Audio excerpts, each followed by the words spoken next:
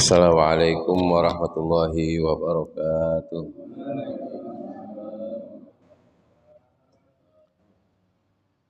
Alhamdulillah, alhamdulillahi rabbil alamin. Wabihi nasta'in ala umuri dunya waddin. Assalatu wassalamu ala sayyidina Muhammadin wa alihi wa sahbihi ajma'in. Amma ba'du, usikum wa nafsi bitaqwallah wa bita'ati Rasulillah sallallahu alaihi wasallam faqad fazal muttaqun. Hadirin rahimakumullah. Alhamdulillah, malam hari ini Allah berikan kita nikmat sehat wal afiyah. Masih diberikan nikmat iman, Islam, ihsan. Allah masih mudah-mudahan Allah berikan kita taufik dan hidayah dan inayah. Amin ya rabbal alamin. Moga-moga kita semuanya bisa berkumpul nanti bersama dengan Rasulullah SAW di yaumil akhiratnya. Amin ya rabbal alamin. Hadirin, malam hari ini kita masuk yang terakhir daripada bab pelaksanaan sholat Jum'ah. Kita tahu bahwa kemarin terakhir sudah masuk di rukun Jum'ah. Ada dua. Yang pertama ada khutbah, dua khutbah. Khutbah pertama dan khutbah kedua. Kemudian rukun dari itu kemarin kita rincikan bagaimana tata cara pelaksanaan khutbah. Siapa khotib-khotibnya, syarat sahnya khotib, kemudian rukun daripada khutbah tersebut. Kita tahu ya, dalam pelaksanaan salat Jum'ah ada rukun-rukun khutbah. Kemarin sudah kita pelajari, diantaranya seorang khotib yang pertama dia kudu baca hamdalah, alhamdulillahirabbil alamin. Kemudian harus ada di dalamnya membaca selawat, Allahumma sholli ala Muhammad wa ala ali Muhammad, atau Allahumma sholli ala sayyidina Muhammad wa ala ali sayyidina Muhammad. Kemudian yang ketiga dia harus ada wasiat takwa. Wasiat takwa. Jadi baca hamdalahnya harus pakai bahasa Arab, baca selawatnya harus pakai bahasa Arab, wasiat takwanya harus pakai bahasa Arab. Ya, nggak bisa pakai bahasa Indonesia. Bahasa Indonesia mungkin buat pengertiannya aja, tapi tetap di awalnya harus pakai bahasa Arab, wasiat takwanya harus pakai bahasa Arab. Kemudian dia membaca daripada dua khutbah tersebut, baik khutbah pertama maupun khutbah kedua, salah satunya dia harus membaca satu ayat daripada Al-Quran. Kalau dia nggak baca hadis nggak apa-apa, tapi minimal di khutbah pertama atau khutbah kedua dia harus baca satu ayat. Biasanya baca innallaha wa malaikatahu yusholluna 'alan nabi ya ayyuhalladzina amanu shollu 'alaihi wa sallimu taslima. Nah, itu di rukun kedua, di khutbah yang kedua. Itu cukup itu. Dia udah cukup, berarti udah jalankan rukunnya. Kemudian yang kelima adalah dia harus baca doakan muslimin muslimat. Dia harus mendoakan kaum muslimin dan muslimat. Disinilah merupakan dalil juga, karena ini bagian daripada rukun khutbah. Seorang khotib kalau dia tidak mendoakan muslimin muslimat, khutbahnya nggak sah. Khutbahnya tidak sah berarti sholatnya tidak sah. Doanya juga harus pakai bahasa Arab. Jadi semua rukun-rukun khutbah yang tadi harus pakai bahasa Arab. Kalau dia pakai bahasa Indonesia saja tanpa pakai bahasa Arab, khutbahnya tidak sah. Khutbahnya tidak sah, Jumatannya tidak sah. Jumat tidak sah, harus dia Jumat lagi kalau ada memungkinkan, khutbah lagi, atau dia ganti dengan sholat zuhur. Allahumma ighfir lil mu'minina wal mu'minat wal muslimina wal muslimat. Itu kan begitu, cukup itu. Khutbah Jumat gak panjang-panjang, rukun-rukunnya dikerjain. Kayak gitu. Jadi ini merupakan salah satu dalil juga bahwa mendoakan orang lain yang sesama muslim itu doanya sampai. Karena ada yang bilang, apain bikin malam 7 hariin, 3 hariin, 7 hariin, 40 hariin, 100 hari, 1000 hari, ngapain doain yang udah mati. Dia kan bukan saudara lo, bukan adik lo, doanya nggak sampai, siapa bilang nggak sampai. Buktinya seorang khutbah kalau seandainya dia tidak mendoakan muslimin muslimat, khutbahnya tidak sah. Sampai ini merupakan satu dalil juga secara tidak langsung bahwa mendoakan orang lain yang bukan saudaranya selama masih yang bukan ada jalur darahnya, selama masih sama muslim, itu doanya sampai. Allahumma ighfir lil mu'minina wal mu'minat wal muslimina wal muslimat. Doain sampai. Baik yang masih hidup maupun yang sudah meninggal, sampai doain mereka. Nah, kalau ini udah dijalanin maka khutbahnya sudah sah. Jadi khutbah itu sebenarnya mudah. Ya, khutbah Jumat itu mudah. Jadi seorang ahlul Jum'ah kalau dia dalam pendirian satu masjid dia masuk bagian daripada 40, dia harus bisa nih jadi khotib. Artinya ketika seperti kita sholat, kalau imam ada yang batal, si makmum bisa ganti. Nah yang 40 orang ahlul Jum'ah harus ngerti rukun ini. Bukan hanya ada doang, bukan hanya mukim doang. Seandainya ada satu khotib lagi bukan berhalangan, batal lagi khutbahnya, mereka bisa gantiin. Itu namanya ahlul Jum'ah. Dan yang 40 posisinya ada di dalam begini, bukan di luar. Ada di dalam masjid. Nah itu, jadi nggak sembarangan juga bikin Jum'ah. Ya, bikin Jumatan nggak sembarangan aja, nggak bikin Jumatan, enggak, ada tata caranya di dalam Islam. Gitu.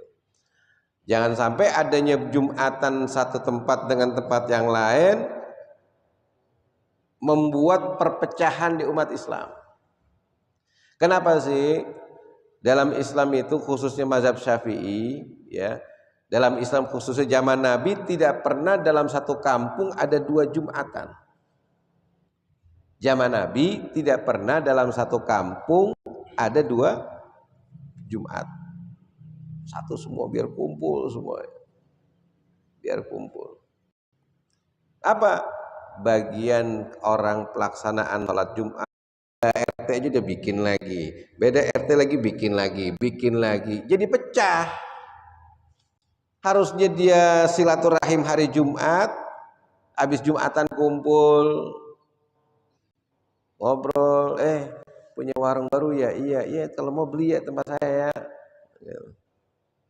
Gitu. Oh saya sekarang jual. Jadi ekonomi juga kuat. Kalau sudah ada terus komunikasinya bagus antara muslim satu dengan muslim yang lainnya, khususnya pada hari Jumat selesai melaksanakan sholat Jumat, itu komunikasi perekonomian juga kuat. Kita nggak belanja yang jauh-jauh, yang masih sama-sama muslim, sama-sama satu jamaah di masjid tersebut, ya, khususnya ketika pelaksanaan sholat Jumat. Dan itu yang Nabi lakukan, pelaksanaan sholat Jumat itu pertama kali dilakukan di masjid di Madinah. Perintah pelaksanaan sholat Jumat itu di Mekah. Karena tidak mencukupi syarat pelaksanaan sholat Jumat, maka baru bisa dilaksanakan sholat Jumat karena memenuhi syarat di kota Madinah. Itu. Jadi buat menjaga persatuan, perekonomian kuat, zaman Nabi kumpulin. Habis selesai sholat Jumat itu jadi sampai sekarang kebiasaan tuh di Saudi sampai kebiasaan. Jadi selesai sholat Jumat mereka kumpul. Lihat tuh kalau orang-orang sesama orang Saudi, yang wafidin, yang orang Bangladesh, orang Pakistan, mereka berkumpul. Jadi mana-mana datang kumpul di situ ngobrol. Ente gimana? Larangnya gimana? Jadi perekonomian jadi kuat. Nah zaman Nabi juga begitu. Nah, ketika lagi setelah selesai sholat Jumat mereka kumpul terus ngobrol. Belinya sama saya aja. Oh kalau gitu saling tukar informasi. Itulah akhirnya terjalin persatuan, kesatuan, kerukunan dan kekompakan. Tapi kalau seandainya udah dipecah-pecah, di sini Jumatan, sini Jumatan, sini Jumatan, sini Jumatan, kayak gitu. Jadi masalah. Persatuannya seperti berkurang. Harusnya dia ketemu antara tetangga, ya udah dari hari Senin, Selasa, Rabu, Kamis, dari Sabtu, Minggu, Sabtu, Ahad, Senin, Selasa, Rabu, Kamis di luar. Giliran hari Jumat juga gak ketemu juga, apalagi beda masjid. Kalau pengen bikin Jumatan, itu diantara hikmah daripada pelaksanaan sholat Jumat. Kenapa satu kampung itu cuma satu masjid? Kemarin kita sudah bahas, boleh dia bikin Jumatan lagi di satu tempat, ya dalam satu kampung kalau memang tempat tersebut sudah tidak memadai, boleh kemarin. Tapi dengan tata caranya yang khusus yang sudah kita pelajari sebelumnya. Nah, kemudian ada adab atau tata krama bahkan jatuhnya sunnah dalam pelaksanaan sholat Jum'ah ya, pada hari Jumat. Yang pertama, itu disunnahkan mandi pada hari Jumat. Sunnah mandi pada hari Jumat. Mulai kapan? Habis subuh. Mandi Jumat mulai habis subuh. Habis mandi tiba-tiba sebelum pelaksanaan sholat Jumat badan pada apa? Keringetan, mandi lagi. Niat aja mandi sunnah lagi, nggak apa-apa. Ulang lagi, mandi lagi, dapat pahala lagi. Mandi itu supaya bersih, jangan sampai kalau pas lagi mandi pada sholat Jumat badan pada bau. Satu. Yang kedua biasanya kan kalau habis mandi kan orang seger, ya, seger, bersih, kemudian seger. Apa habis mandi justru ngantuk? Baik. Dalilnya apa? Iza jaa ahadukum ilal jum'ah falyagtasil, kata Nabi, apabila seseorang di antara kalian mendatangi sholat Jumat, falyagtasil, maka mandilah terlebih dahulu. Yang disunnahkan mandi itu adalah orang yang melaksanakan sholat Jumat. Kalau dia tidak sholat Jumat, maka dia tidak disunnahkan untuk mandi. Ada ibu kan gak wajib sholat Jumat, tapi boleh sah kalau dia sholat Jumat, tapi tidak bisa menjadi syarat sahnya pelaksanaan sholat Jumat. Kita udah bahas, perempuan wajib gak sholat Jumat? Wajib gak sholat Jumat? Enggak, tapi kalau sholat Jumat sah apa kagak? Sah. Perlu sholat zuhur lagi apa kagak? Enggak perlu. Tapi dia ibu-ibu itu kalau dia Jumatan tidak bisa menjadi ahlul Jum'ah yang 40, paham kan? Ada laki-laki 35, ibu-ibu 5. Jadi berapa totalnya? 40, tidak bisa menjadi ahlul Jum'ah. Perempuannya tetap jatuhnya hitungannya cuma 35. Tapi kalau perempuan sholat Jumat sah, tidak perlu sholat zuhur lagi. Sholat Jumat berjamaah. Sholat Jumat wajib dilakukan berjamaah. Tidak bisa sholat Jumat sendirian. Tidak seperti sholat zuhur, asar, maghrib, isya dan subuh. Oh kalau gitu perempuan boleh Jumatan, tiba-tiba istri kita sholat Jumat di rumah 2 rakaat sendirian, nggak bisa. Dia harus berjamaah. Sholat Jumat wajib berjamaah. Boleh. Ibu-ibu di atas, laki-laki boleh aja, sah kalau itu. Nah, kalau ibu-ibu nggak sholat Jumat, dia tidak sunnah melaksanakan mandi, tidak sunnah mandi Jum'ah. Kayak gitu. Tapi kalau laki-laki dia mandi hari Jumat, dapat sunnah Jum'ah. Gitu. Asal niatnya pelaksanaan sholat, niat mandi sunnah Jum'ah. Baik, yang pertama mandi. Nabi mengatakan iza jaa ahadukum ilal jum'ah falyagtasil. Kalau kalian pengen ada seseorang pengen melaksanakan sholat Jumat, maka mandilah. Kemudian yang kedua, Yang kedua, disunnahkan bagi kita pada hari Jumat itu membersihkan tubuh dari kotoran dan bau busuk. Mulut bau busuk, sikat gigi, bersihin atau pakai siwak. Ya, kemudian ada orang kan yang badannya bau, ya. Ada orang badan ya dibersihin. Kan mandi kan, kalau mandi itu, kalau tadi mandi kan ada rukun mandi. Selama rukunnya dijalankan itu sudah sah. Rukun mandi itu yang pertama adalah niat ketika air sampai di badan, yang kedua meratakan air ke seluruh tubuh. Ya, mandi. Nah, ada juga itu rukun mandi. Nah, tadi yang disunahkan mandi hari Jumat. Aku niat mandi hari Jumat karena Allah Ta'ala. Dapat tuh sunnah mandi. Ketika lagi air sampai di badan, ratakan air dengan seluruh tubuh dengan air, selesai. Kemudian yang kedua tadi adalah sunnahnya membersihkan tubuh dari kotoran dan bau busuk dan memakai minyak wangi. Pakai minyak wangi, pakai pakaian, kalau udah dibersihin yang bau-bau itu dibersihin, kemudian pakai minyak wangi. Ya. Pakai minyak wangi. Kalau punya, beli minyak wangi kan, minyak wangi yang non alkohol, beli minyak wangi supaya wangi, jangan bau hari Jumat. Hari Jumat itu hari khusus. Hari Jumat itu hari khusus. Di mana hari Jumat itu segala macam doa dikabulkan Allah Subhanahu wa taala. Dalam satu tahun ada satu hari yang paling istimewa, yaitu hari Arafah. Hari Arafah itu hari istimewa tanggal 9 Zulhijjah. Itu hari istimewa itu. Doa habis asar, waktunya habis asar, doa.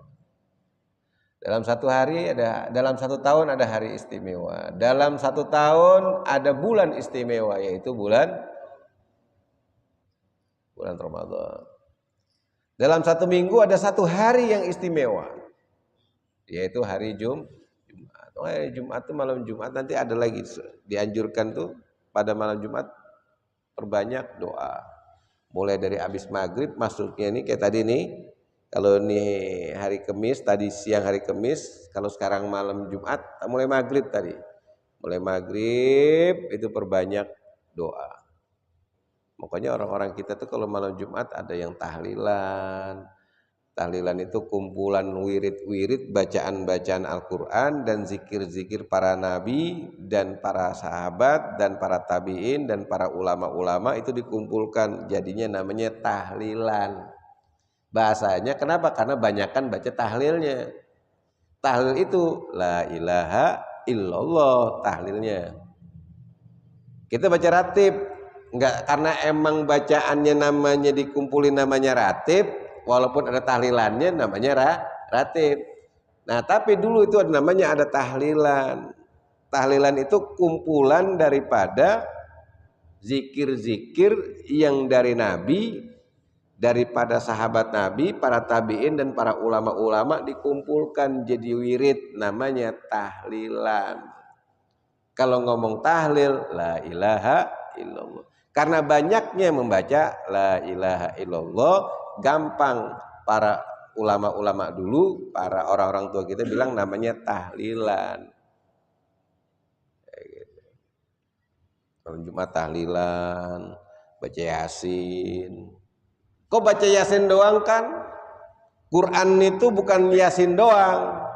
Mulai ada surat Al-Fatihah, Al-Baqarah, Maryam, Ali Imran, Sajadah, kemudian As-Saffat, kan banyak Quran sampai An-Nas. Kenapa kok malam Jumat dikhususin baca Yasin?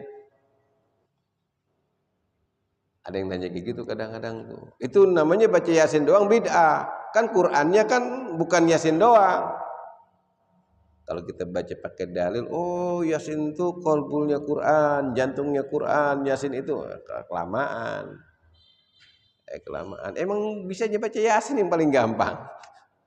Yasin itu paling gampang. Dan memang khasiat dalil-dalil tentang kelebihan daripada surat Yasin banyak. Malah justru sebenarnya yang disunnahkan sama Nabi pada malam Jumat sampai hari Jumat, Nabi menganjurkan baca surat Kahfi. Kadang-kadang karena Kahfi belum familiar, kelamaan. Bacanya lebih lama lagi. Yang gampang aja, yang biasa gampang orang baca surat ya. Ya sudah baca aja daripada nggak baca Quran. Baca Yasin kelamaan ya, baca kulhu, kulhu Allahu ahad Allahu samad lam yalid walam yulad walam yakul lahu kufuwan.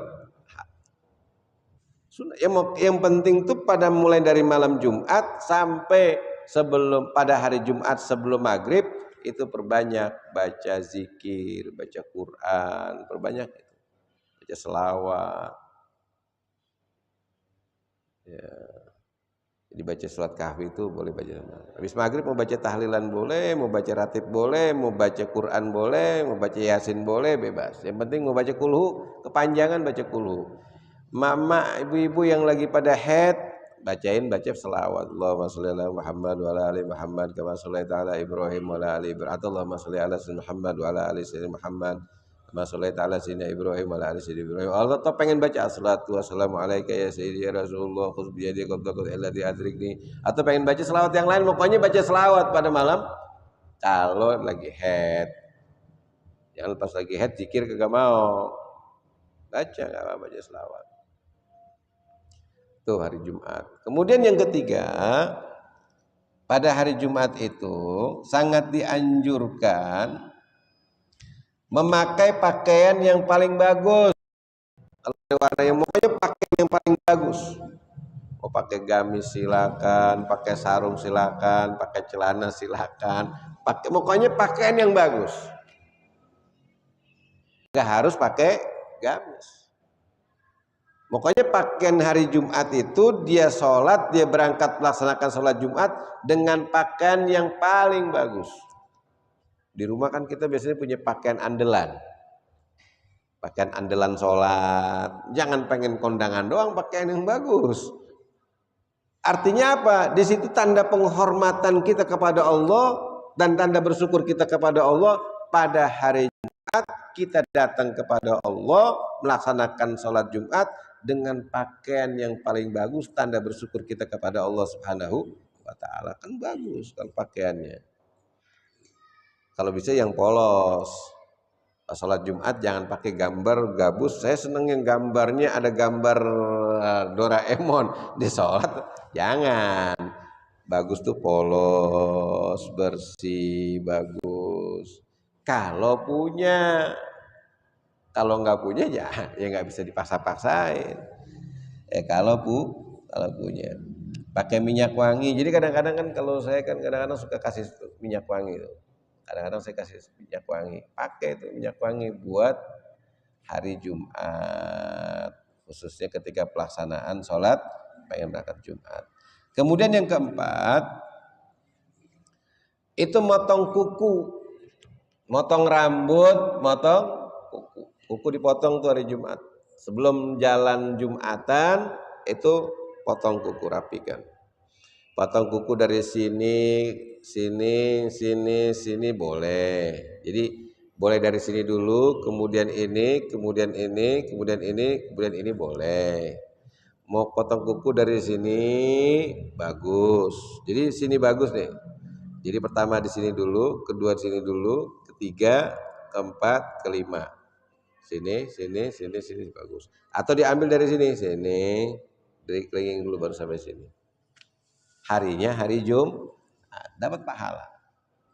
Ya, dapat pahala.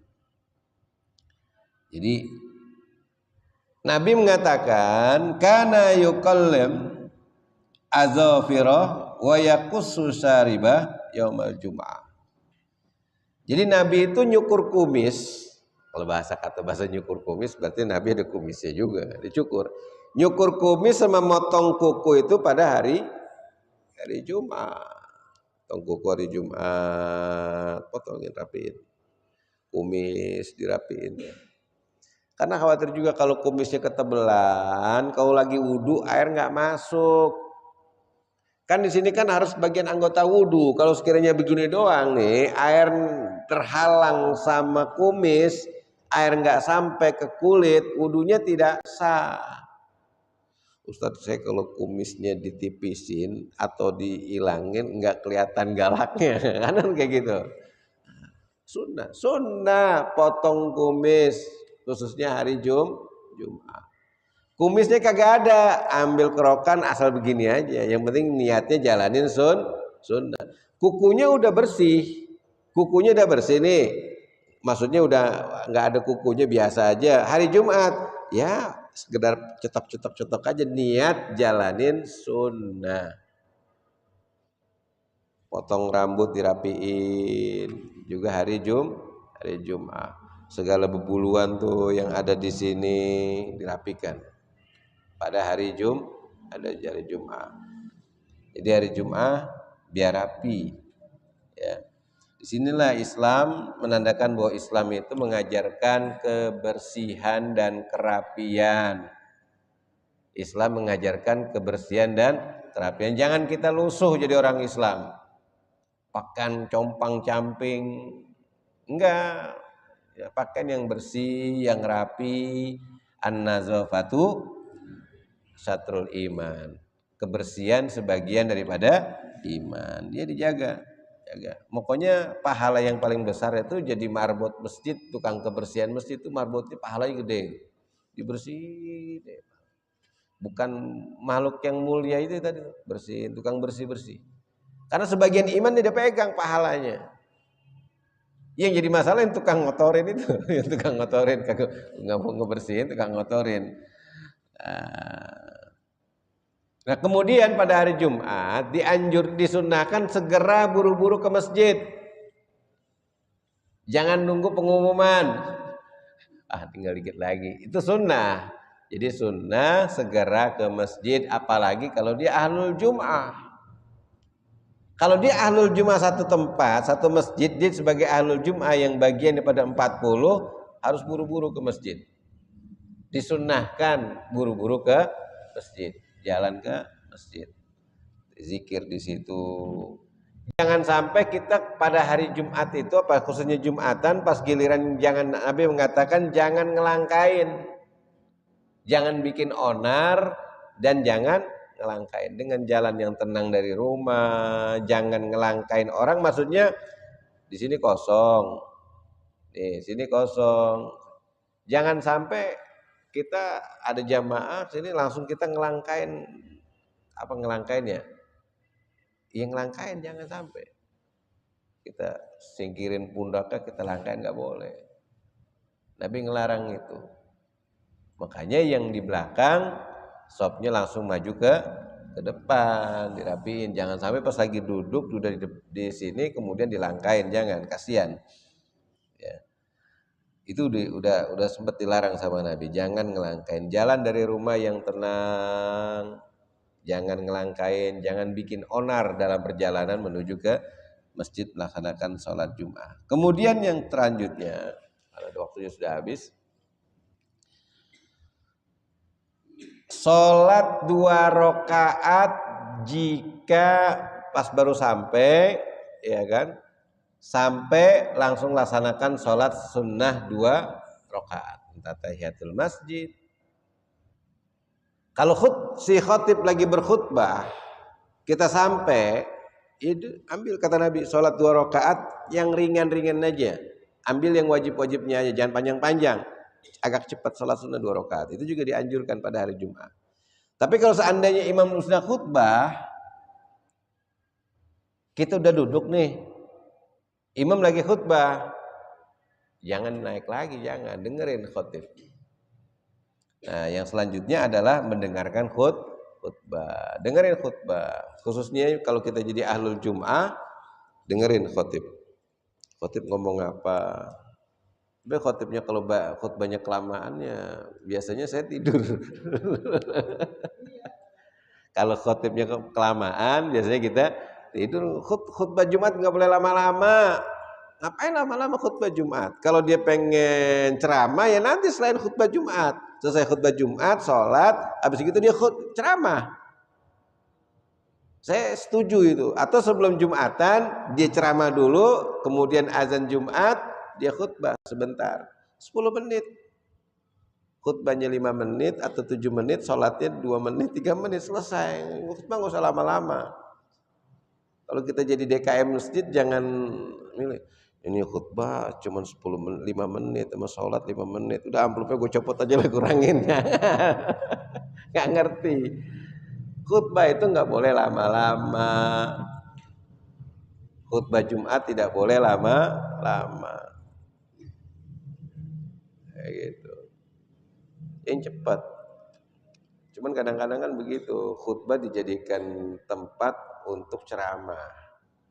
Makanya bisa kalau sekiranya ada satu masjid, dia bisa dibikin pengajian dulu setengah jam buat si ustadz untuk ngajar, kemudian azan Jumat, dia khutbahnya cukup 5 menit, 10 menit, 5 menit, 6 menit, 7 menit cukup, kemudian sholatnya 2 menit, 3 menit, selesai. Jadi disampaikan. Apalagi kalau udah khutbah kelamaan, apalagi ngomong politik, wah, ngomong tafsir, ngomong kelamaan, khutbah yang tadi aja. Kalau sekiranya ada khotib lagi jatuh atau pingsan atau batal wudunya, Bapak bisa naik. Alhamdulillah, Allahumma sholli ala Muhammad wa ala ali Muhammad. Usikum wa nafsi bittaqwallah.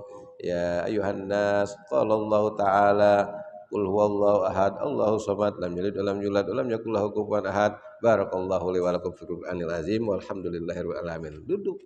Naik lagi, kayak gitu lagi. Alhamdulillah, Allahumma sholli ala Muhammad wa ala ali Muhammad. Usikum wa iyaya bittaqwallah.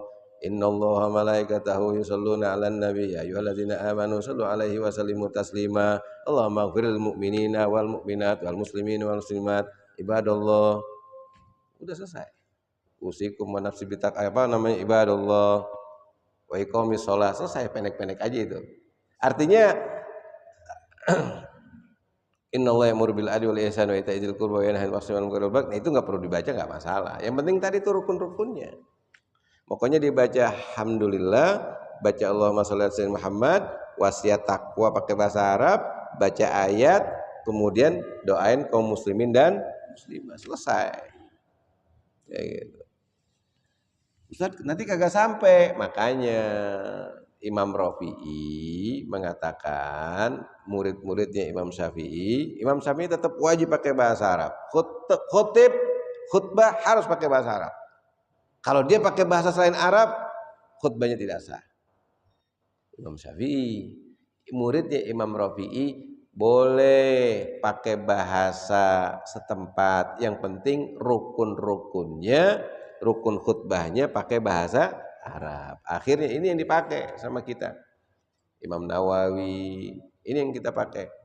Jadi khutbahnya, rukunnya pakai bahasa Arab, ketika penerangan ayat atau bikin yang apa namanya isi khutbahnya pakai bahasa Indonesia, itu dibolehkan. Yang penting rukun khutbahnya pakai bahasa Arab. Jadi jangan tidur, jangan kelamaan. Saya kalau khutbah nggak lama-lama, 7 menit, 8 menit, itu udah termasuk sama sholat. 10 menit itu termasuk sama sholat udah. Kadang-kadang khutbahnya 5 menit, sholatnya 2 menit udah selesai. Khutbah pertamanya 2 menit, khutbah pertamanya 3 menit, khutbah keduanya 1 menit, 1,5 menit, 5 menit cukup. Kayak lama-lama gitu kan. Itu seneng kan kita kan kalau buru-buru kan. Kalau pengen dapat ilmu, datang ke majelis ilmu. Kalau pengen dapat ilmu, datang ke majelis ilmu. Gitu. Nah, nanti sekalian saya ijazahkan sekarang yang terakhir. Saya dapat ijazah, sekarang saya ijazahkan ke Bapak sekalian. Amalan yang kalau kita baca selesai melaksanakan sholat Jum'ah. Ingetin. Nabi katakan, Nabi sallallahu alaihi wasallam, Nabi mengatakan, man qara'a ba'da salatil Jum'ah. Barang siapa yang membaca setelah sholat Jumat, Qul huwallahu ahad mi'amarah. Baca surat Qul huwallahu ahad. Jadi surat apa tuh? Surat Al-Ikhlas. Qul huwallahu ahad Allahu samad lam yalid walam yulad walam yakul lahu kufuwan ahad. Qul huwallahu ahad Allahu samad lam yalid walam yulad walam yakul lahu kufuwan ahad. Qul huwallahu ahad Allahu samad sampai 100 kali. Ingetin. Habis selesai sholat Jumat, udah selesai wirid, kita baca surat Al-Ikhlas 100 kali. Kata Nabi, wa shalla alayya wa shalla 'alan nabi atau wa shalla alayya, dan membaca selawat mi'a marrah 100 kali. Setelah baca surat Al-Ikhlas 100, kemudian baca selawat Nabi sallallahu alaihi Muhammad sallallahu Muhammad sallallahu Muhammad boleh, Allahumma sholli ala Muhammad boleh, Allahumma sholli ala sayyidina Muhammad juga boleh 100 kali. Wa qala, dan berdoa, Allahumma kfini bihalalika an haramik wa aghdini bifadlika amman siwak sab'ina marrah. Dia baca Allahumma kfini bihalalika an haramik wa aghnini bifadlika amman siwak. Hafal ya? Allahumma kfini bihalalika an haramik wa aghnini bifadlika amman siwak. Allahumma kfini bihalalika an haramik wa aghnini bifadlika amman siwak sab'ina marrah. 70 kali. Sab'ina marrah 70 kali. Jadi surat Al-Ikhlas 100 kali, selawat Nabi 100 kali, kemudian Allahumma kfini bihalalika an haramik wa aghnini bifadlika amman siwak sab'ina marrah 70 kali. Itu dibaca lam tamur jum'atani hatta, enggak bakalan lewat sampai Jumat yang akan datang.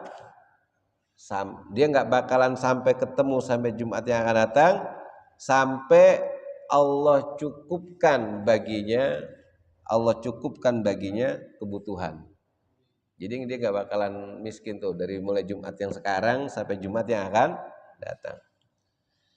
Wa zada fir riwayah, dan dalam riwayat yang lain ditambahkan wa qadallahu lahu mi'a haja, dan Allah berikan kepada orang tersebut yang zikir tadi itu, yang ikhlas zikirnya karena Allah, yang baca kulhu berapa tadi? 100, selawat Nabi 100, Allahumma qini bihalalikan haramik wa agni fadlika aman siwak berapa kali? 70 kali. Allah akan Allah wa qadallahu lahu mi'a haja, Allah akan berikan kepada dia 100 kebutuhan. Allah kabulkan 100 kebutuhan. Dari 100 kebutuhan tersebut sab'ina min hawaijil akhirah, 70 kebutuhan akhirat, 70 kebutuhan kita ke akhirat. Ya Allah, masukkan aku ke dalam surga, jauhkan aku ke dalam neraka. Itu kan bagian kebutuhan akhirat. Berikan supaya ini anak yang soleh, kan akhirat juga sama.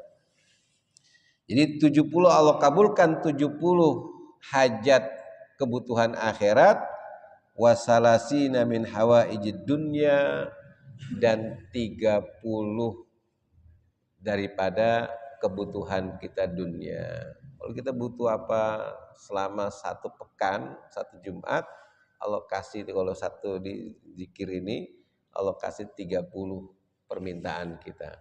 Khususnya yang berat-berat. Yang berat-berat kita minta tuh. Nah, khusus daripada fadilah atau kelebihan daripada surah pada hari Jumat. Pertama hari Jumat, yang kedua surat Al-Ikhlas, salawat Nabi, dan doa kita Allahumma qini bihalalikan haramik wa aghnini fadlika amman siwak. Mohon diamalkan, bisa jalankan. Wallahu a'lam bissawab. Fatihah. A'udzubillahi minasyaitonir rajim. Bismillahirrahmanirrahim. Alhamdulillahirabbil alamin, arrahmanir rahim, maliki yaumiddin. Iyyaka na'budu wa iyyaka nasta'in. Ihdinas siratal mustaqim, siratal ladzina an'amta 'alaihim ghairil maghdubi 'alaihim waladdallin. Amin. Allah bihaqil Fatihah, bisril Fatihah, wa bimawjadil Fatihah, wa bihaqil manzil ala suratul Fatihah, nabiyina habibika sayyidina Muhammad sallallahu alaihi wasallam. اللهم انفعنا بما علمتنا وعلمنا ما ينفعنا وآتنا حكمة برحمتك يا أرحم الراحمين.